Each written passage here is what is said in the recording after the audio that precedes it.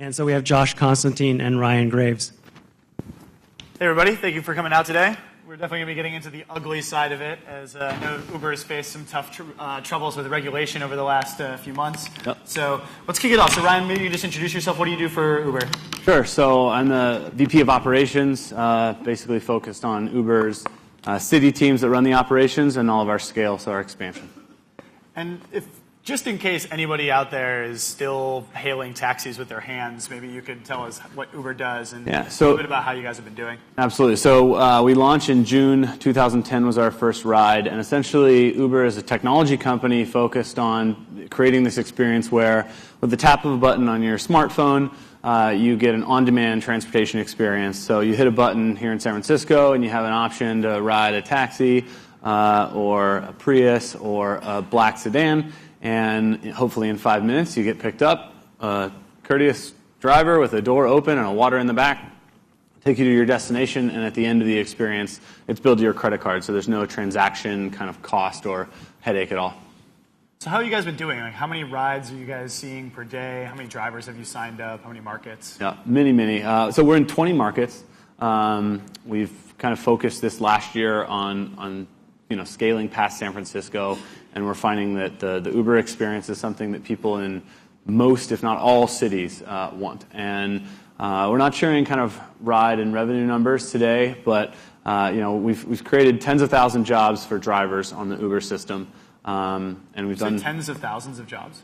Tens of thousands of jobs. Wow. So, there's a lot of heartwarming stories of drivers who've come on the system who may have been kind of hustlers, gypsy cab types, and before they come on to Uber, we enforce that they get their license, that they are commercially insured, and they basically legitimize their businesses. And guys who had one car, individual owner-operator, are now operating companies of 10, 15-plus vehicles, and they're entrepreneurs, and they're quite literally living the American dream. So it's pretty fun to watch. With your bum foot, you must be a loyal customer. Yeah, actually, yes. No, normally I'm a Muni guy, to be honest, on the way to work. But recently, I'm either depending on my own, my preferred on-demand driver and my wife, or Uber. So you heard that here. Head of ops at Uber prefers to take the bus. Right. But yeah, so let's give you a fun one. What do you think of Apple Maps, and what type of maps do you guys recommend to your drivers to make sure that they're giving the best experience?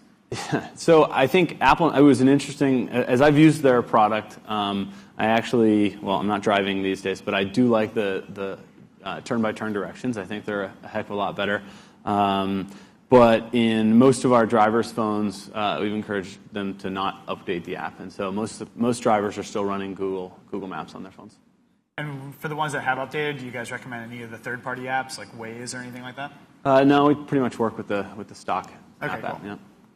All right, so let's get into the tough stuff, the real nitty-gritty. Sure. It's actually, the hard stuff is more beautiful, so I don't know if there's that much ugly, but go ahead. Oh, okay, yeah. I'm sure it's beautiful being in courtrooms getting slapped with fines. That's why I'm not a general counsel.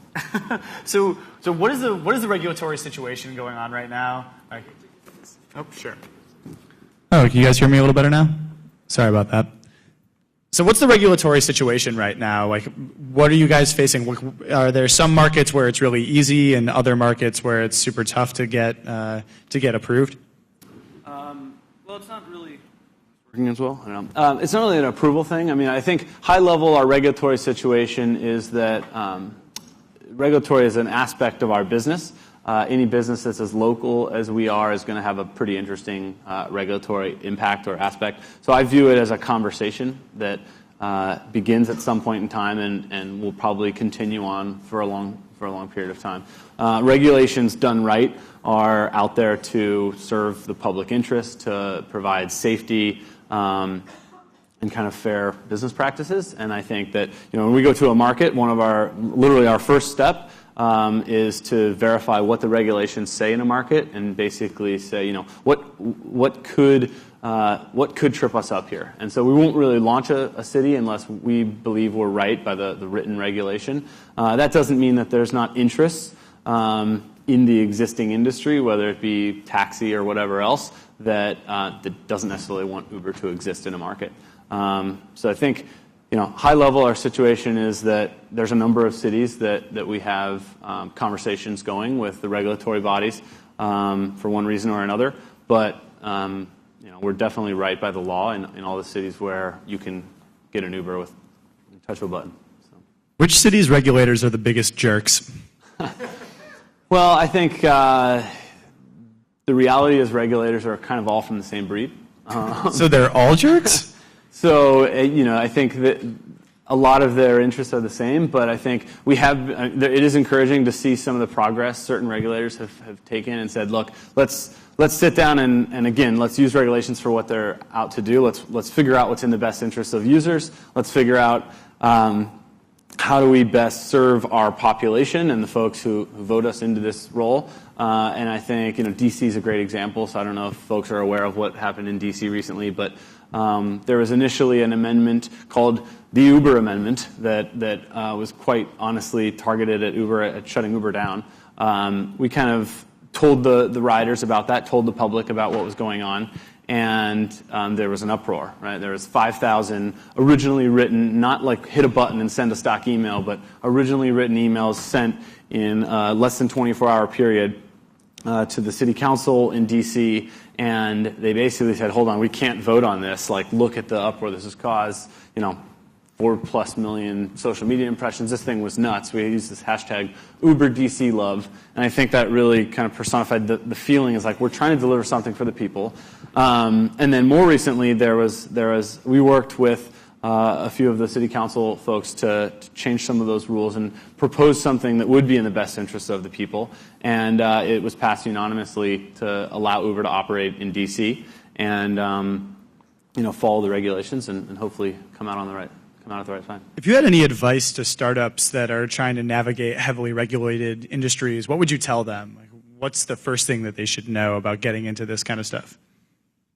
It's a great question. I think that there's huge opportunities where there's regulations, so I would encourage them to look at those as opportunities. I mean, I've heard a ton of people say, "Oh, I had this idea, Uber, in 1996, or then again in 2000, and then again in 2005," and no one ever did it. And the majority of the reasons I hear why is just I looked into the regulatory situation and it was a nightmare. So I would say, get started, but understand the law as better than anybody. If you're getting into it and you don't know what the law is, you're probably in a bad spot from the start. Do you need to raise a bunch of money to be able to fund those kind of battles? Can you really bootstrap your way into something like this? I think it's pretty tough to blanket that answer across all industries. I think that we have a GC probably earlier, a very strong general counsel probably earlier than most startups may. So are you guys spending money on lobbying now? We have. How much? It's not that much. I mean, not that much in the world of politics or in the world of Silicon Valley where money flows like. That's a great question. I don't know the world so of politics nicely. all that well, so I couldn't answer that question with much perspective. But we have some lobbyists that are working with us as well. So I've heard a really interesting perspective about Uber. So lots of people are saying, oh, it's awesome. It makes it so much easier for the riders to get a cab. And specifically your Uber taxi program, where basically taxi drivers that would normally be picking people up off of the street from people hailing by raising their hands up are instead looking to a smartphone app to be able to figure out who to pick up. Mm-hmm. In Uber Taxi, you guys give a 20% default tip. A mandatory tip of 20%. So that's usually higher than a taxi driver can get on the street. And they don't have to waste time driving around looking for cabs, and they know a little bit about the rider. They see a rating that the other drivers have given them, so they know if it's a nice person overall. So the perspective that I heard is that, yeah, this is great for users and it's great for drivers, but what about people who don't have smartphones? Is this taking more taxis off the street that otherwise would be able to help people out who might have, who don't have the app, who aren't into the whole Silicon Valley app scene? Is this making it even tougher for those people, and is that good for communities? Yeah, I mean, ultimately there's depending on the city, there's usually a large number of taxis. Not every taxi is working with Uber. We have an SMS product, so you don't necessarily need a smartphone. You do need a cell phone of some sort to work with Uber, or we have a product at m.uber.com. So many times I'm at the office wrapping up, and m.uber.com and make the request from my computer. It's pretty nice. Is it making it harder for people to get a taxi that don't have a phone? I haven't seen that impact yet. But how many people don't? I mean, but do you ever see people like standing on the streets hailing a cab with their hand and be like, suckers? Or be like, oh, I'm really sorry that like I've stolen all the cabs? No, I have never felt that way. Give it a thought next time. No. I will. I think a lot more people are better off for it than not.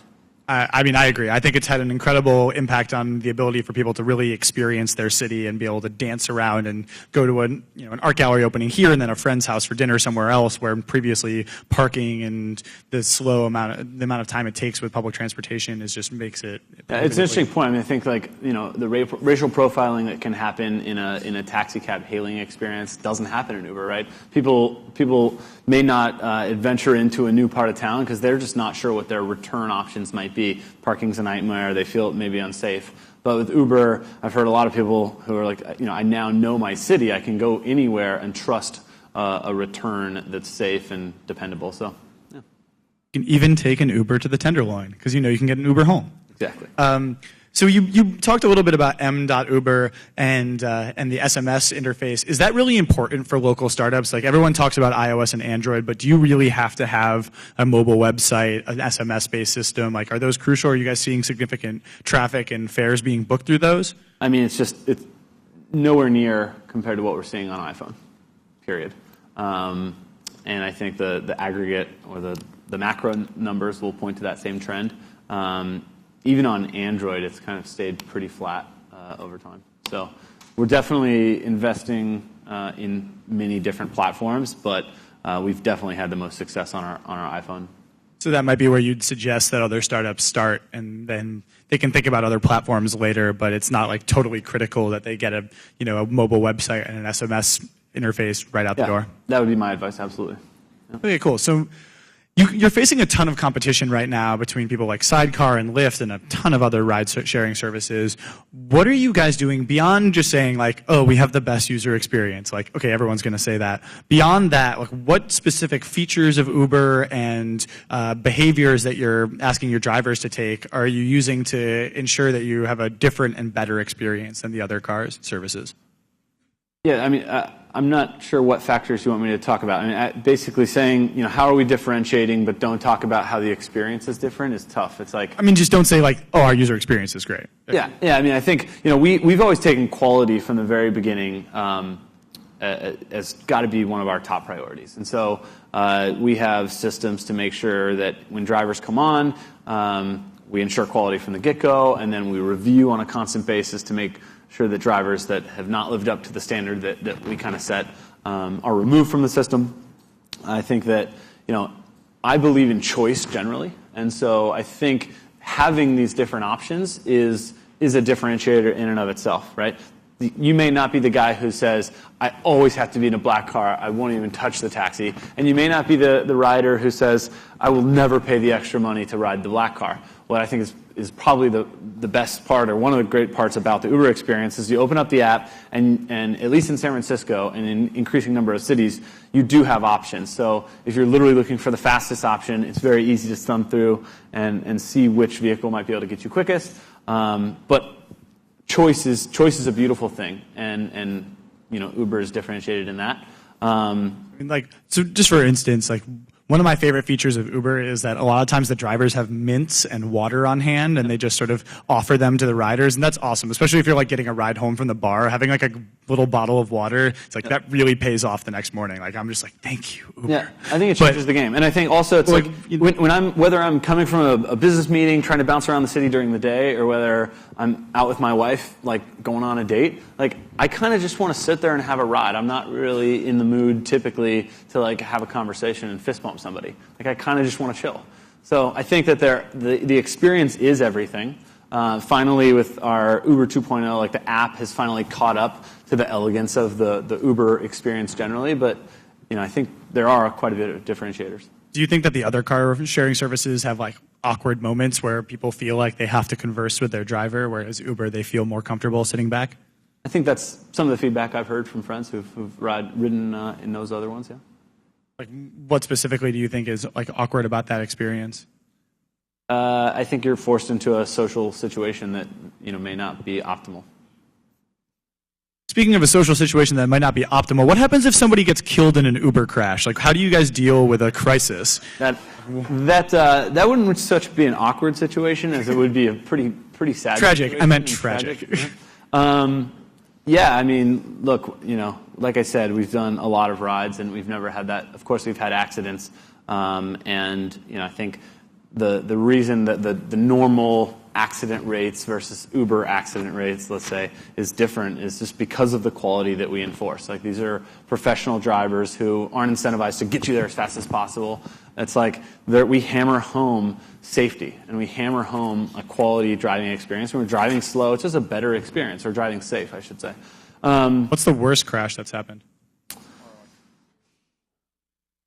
Like a fender bender, we really haven't had any kind of tragic accidents to date. So, like, how would you like? I think it's been a huge issue for some sort of social, mobile, local apps, especially like dating apps or ones where you meet new people. They've obviously had some like really terrible situations happen, and like with assaults and sexual assaults. Like, what happens if there's a really bad Uber crash? Like, how do you guys recover, and how would you recommend another startup who's dealing with that kind of situation to recover and keep their brand, like, Yeah, I mean, I think you just can't take shortcuts. Period.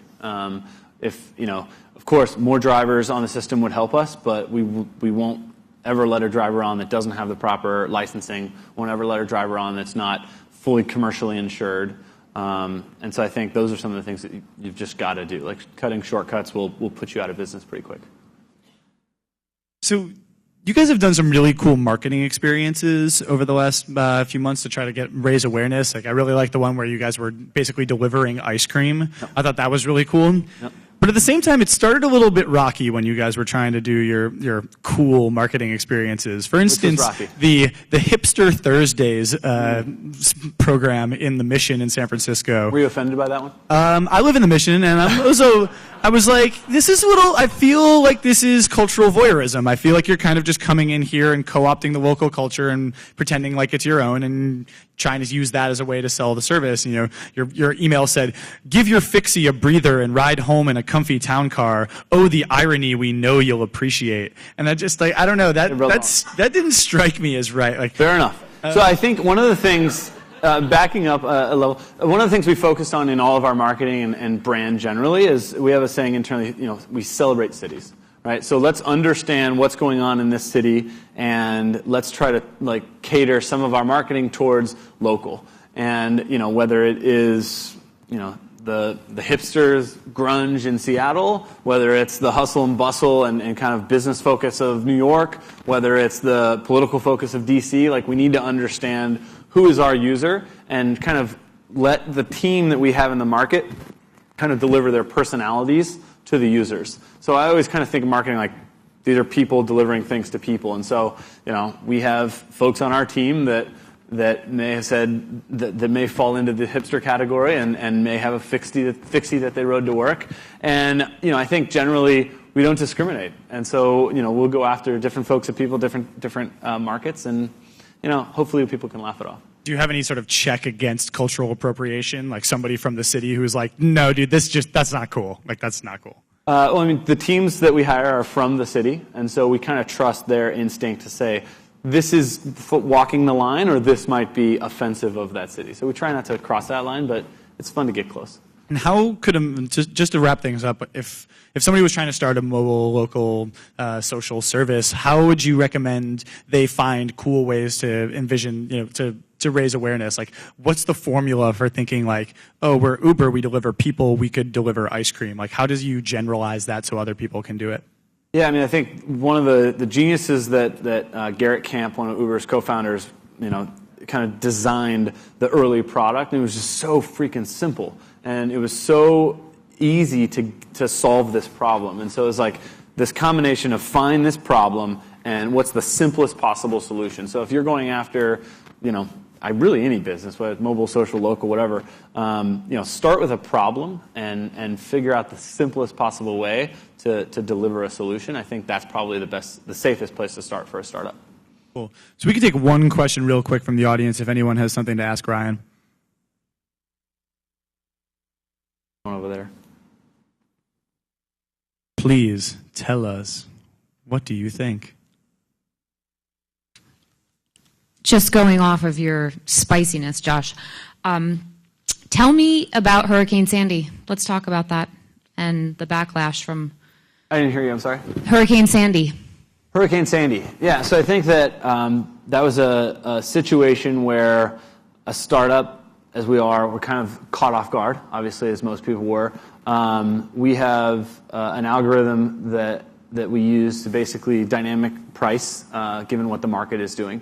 And what happened was everyone in New York needed a ride, and we only had a set number of drivers. And so once we realized what was going on, we decided to essentially allow the supply side of that market continue on dynamically, and we didn't charge clients for what was happening. So we basically kept Uber rates normal without surge pricing in effect, but paid drivers up to 2.5x of every single ride that they were doing. And this actually created an extra surplus of drivers, not surplus, but an extra surge in drivers coming on the system as we messaged that out. And then, we basically tried to handle that up front. We took on, over a couple days, I think $100K in extra payout to drivers, trying to keep the price low, and then did our best to kind of communicate out, here's how the system works. And in order to deliver as many rides as possible, we've done a lot of analysis on this, and in order to deliver as many dependable rides as possible, we have to use price as a mechanism to deliver those. So then we just try to be pretty upfront with what that looks like, and in an environment where you're in one of these kind of travesty situations, we probably weren't ready for that as a company, but we did our best to kind of communicate how we were going to try to solve the problem for New Yorkers. I think going forward, we'll probably have a better kind of response plan, especially a communications plan around that sort of event. Cool. So just to finally wrap up, to review some of the things that we learned today, you like taking the bus, even though you're the head of ops at Uber. Regulation is tough, and it's really important to be an expert in the field you're getting into, get a great general counsel early, and you might need some extra money to be able to fight those fights. That in the end, if in the user experience, you just got to think about how you can make it simple and great for people. For the marketing experiences, you're sorry for the hipster. Are you sorry for the Hipster Thursday thing? Can you just... Absolutely not. I would totally do it again. All right. He is absolutely not apologizing. I'm calling for an immediate hipster boycott. No. No, but in the end, it's about thinking about what is really relevant and authentic in a local city, and make sure you've got people on the ground who are telling you, yeah, this fits with the city. This isn't just you imposing what you think is a great stereotype or a fun marketing ploy. So thank you so much for coming and talking with us today, and thanks everyone for watching. Appreciate it.